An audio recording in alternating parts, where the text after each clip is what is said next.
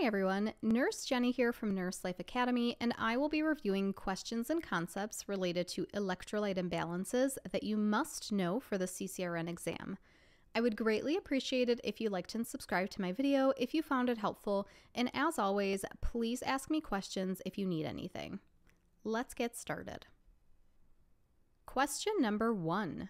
Which of the following is the most telling sign of hypocalcemia? A. Cullen's sign, B. Gray-Turner sign, C. Trousseau sign, or D. Tall peaked T waves on EKG.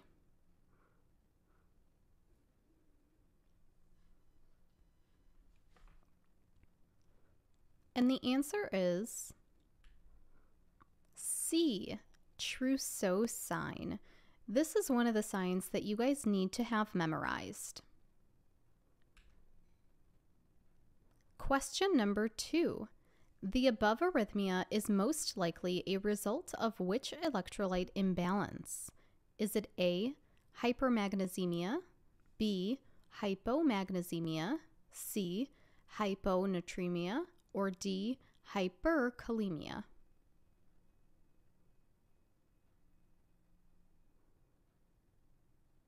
And the answer is B. Hypomagnesemia.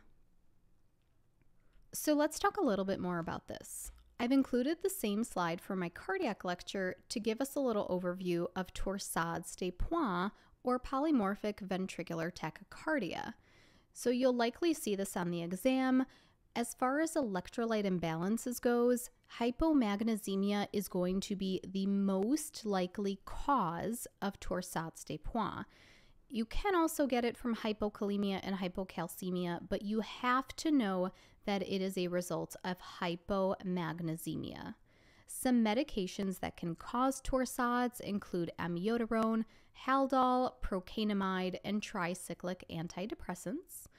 So if you have an electrolyte abnormality from hypomagnesemia, you absolutely want to treat it with magnesium sulfate, 1 to 2 grams IV piggyback. You want to correct your other electrolytes, and then you want to discontinue or at least readjust your dosing of your QT prolonging medications. Question number 3. Which of the following electrolyte imbalances is associated with acidosis? Is it A. Hypokalemia, B. Hypochloremia, C.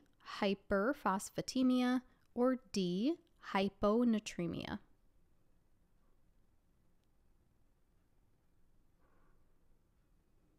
And the answer here is C. Hyperphosphatemia. So you may remember an easy trick that I use to memorize which electrolyte imbalances go with which acid-base imbalances.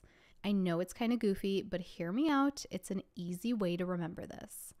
You get high when you take acid, meaning that high levels of electrolytes will be associated with acidosis. And then the opposite will be true. Low levels of electrolytes will be associated with alkalosis. In this question, we're talking about acidosis, so we're looking for a high concentration of an electrolyte, and the only answer here is hyperphosphatemia. Moving along to question number 4, which electrolyte abnormality should the nurse anticipate in a patient newly admitted with chronic alcoholism? Is it A. Hypomagnesemia, B. Hypophosphatemia, C. Hyponatremia, or D. Hyperkalemia?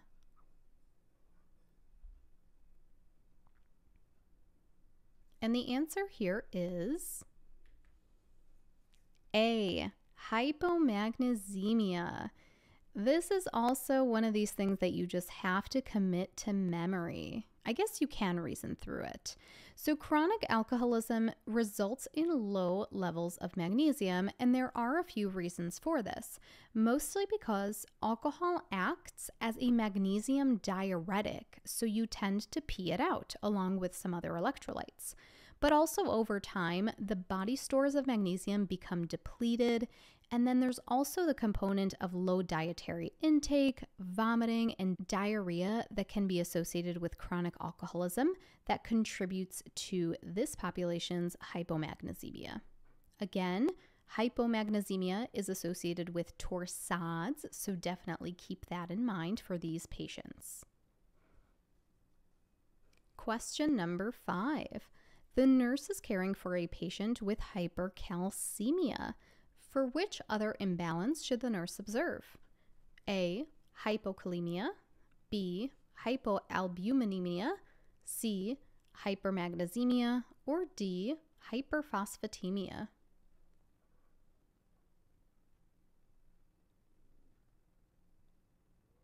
And the answer is A. Hypokalemia. If you chose D, I see where you were going with this, but remember that phosphorus and calcium are inversely related. So if one of them is high, the other one will be low.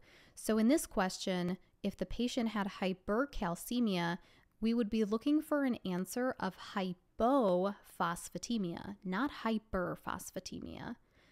Hypercalcemia is shown to affect receptors in the kidney that can lead to hypokalemia. So that's why these two are associated here. Question number 6.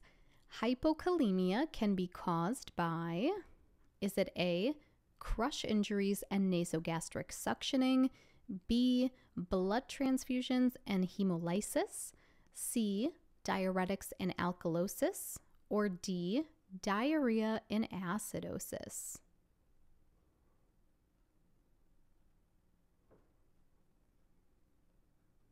So there's a lot of choices that we need to work through here, so let's just go one by one. A, crush injuries and nasogastric suctioning. So we do know that crush injuries cause the release of potassium into the bloodstream, so that would actually cause hyperkalemia. So we can cross A out, even though nasogastric suctioning does cause hypokalemia, but remember that all parts of the choice need to be true for that answer to be correct. Moving along to B, blood transfusions and hemolysis can result in hyperkalemia.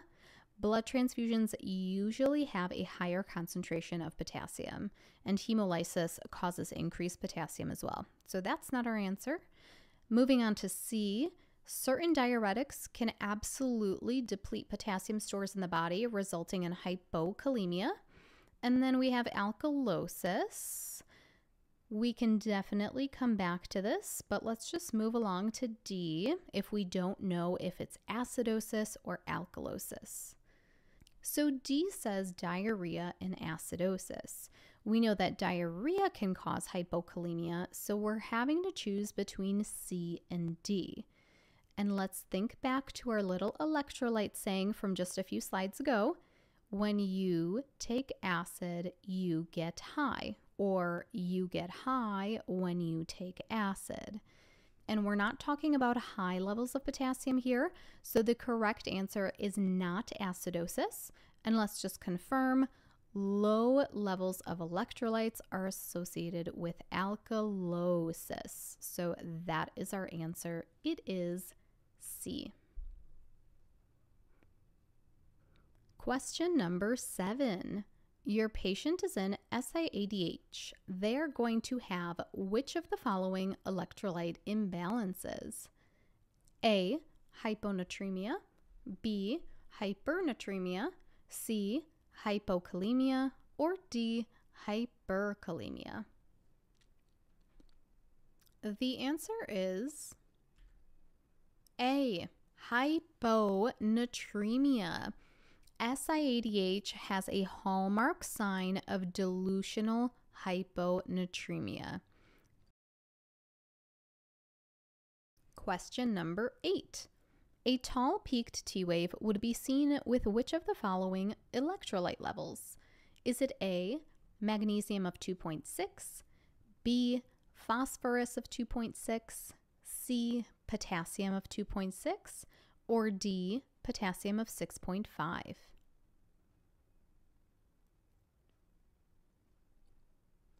The answer here is D, a potassium of 6.5.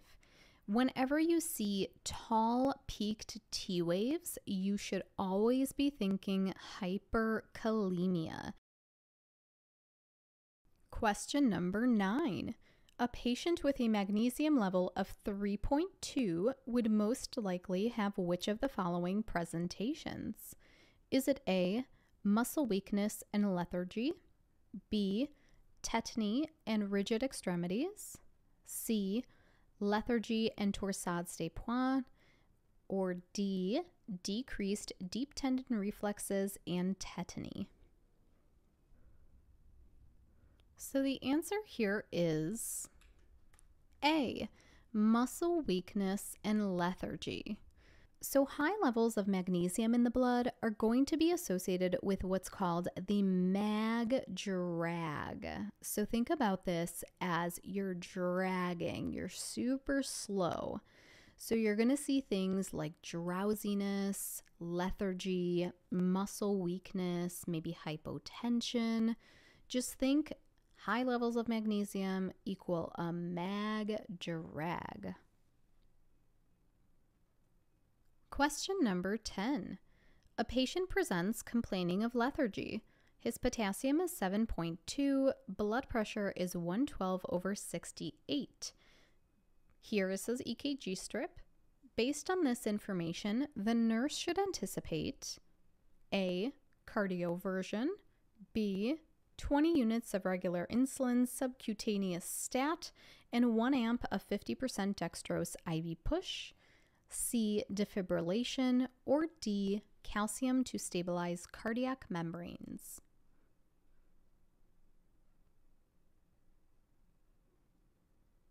The answer is D, calcium to stabilize cardiac membranes. So why is that the right answer? Well, this patient developed VTach, or ventricular tachycardia, due to their hyperkalemia, and it needs to be treated. Until then, the cardiac membranes need to be stabilized with calcium to prevent VFib. So calcium increases the defibrillation threshold until the hyperkalemia can be treated. It doesn't actually treat the hyperkalemia, but it prevents the more adverse side effects from occurring. Looking at the other answers here, synchronized cardioversion would not be indicated at this time. The patient's blood pressure is okay. He's lethargic, but he's not really complaining of other signs of instability. He doesn't have mental status changes, chest pain, hypotension, shortness of breath, or cool or clammy skin. Looking at B, it does ring a bell that regular insulin and dextrose can be used to treat hyperkalemia. However, the dose that's listed here is higher than what we would normally give for hyperkalemia, and here they have the incorrect route listed. For hyperkalemia, we should always be giving 10 units of regular insulin IV push, followed by an amp or half an amp of 50% dextrose IV push. You do not want to defibrillate the patient here. They are in stable ventricular tachycardia, and the underlying cause is simply the potassium. Defibrillation can result in R-on-T phenomenon, which can then convert this patient's VTach to VFib. Remember, we're only defibbing for VFib. Defib for VFib.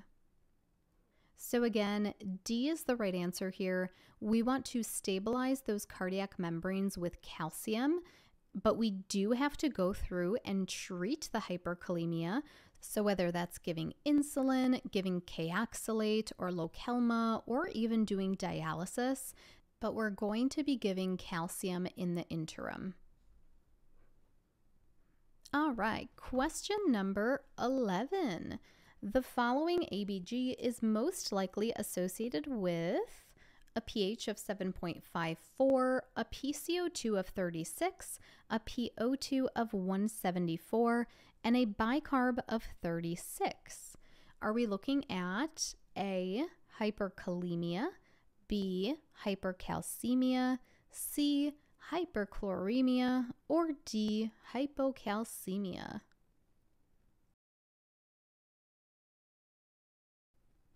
So what acid-base imbalance are we seeing here? A pH of 7.54 is alkalosis, and this is coming from a metabolic source since the bicarb is what is elevated and it's causing that alkalosis. We get high when we take acid, but we see low levels of electrolytes in alkalosis. So let's choose the answer that has low levels, and that is going to be answer choice D. Question number 12. Which of the following treatments is not indicated for hyperkalemia? Is it A, loop diuretics, B, sodium polyestyrene sulfonate or K-oxalate, C, 10 units regular insulin IV push and dextrose IV push, or D, spironolactone?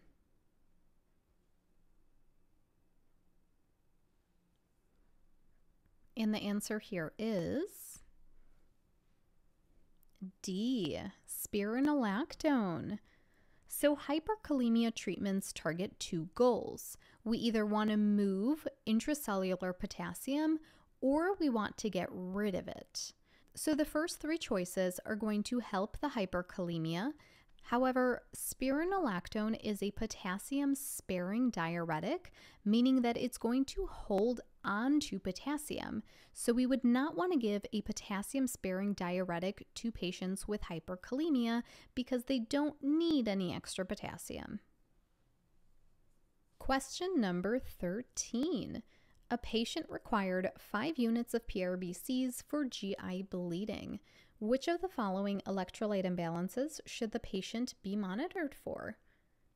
A, hypophosphatemia, B, hypercalcemia, C, hyperphosphatemia, or D, hypocalcemia?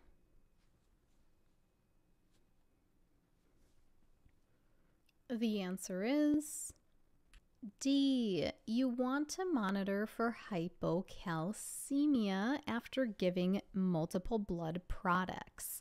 And the reason being is because banked blood contains citrate, which binds to calcium, so it depletes that calcium. Question number 14. A 90-year-old was admitted with 3 days of nausea, vomiting, diarrhea, and severe dehydration. Her sodium level is 152. Which of the following choices would accurately reflect her urine-specific gravity, hemoglobin, and serum osmolality? A, decreased urine-specific gravity, elevated hemoglobin, and a decreased serum osmo. B, decreased urine-specific gravity, decreased hemoglobin, elevated serum osmo. C, elevated urine-specific gravity, elevated hemoglobin, and decreased serum osmolality, or D, elevated USG, elevated hemoglobin, and elevated serum osmolality.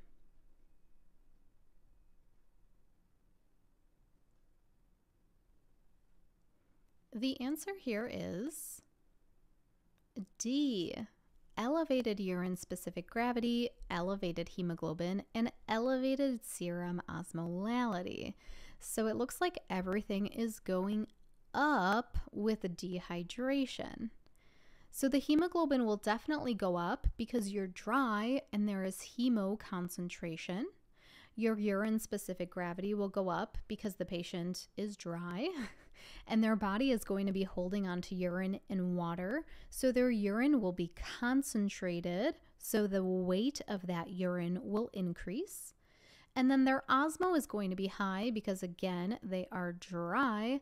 And when there is less fluid in your blood, the concentration of particles is greater. So that gives us an elevated serum osmolality. Last but not least, question number 15. Which signs can be seen in patients with hypocalcemia?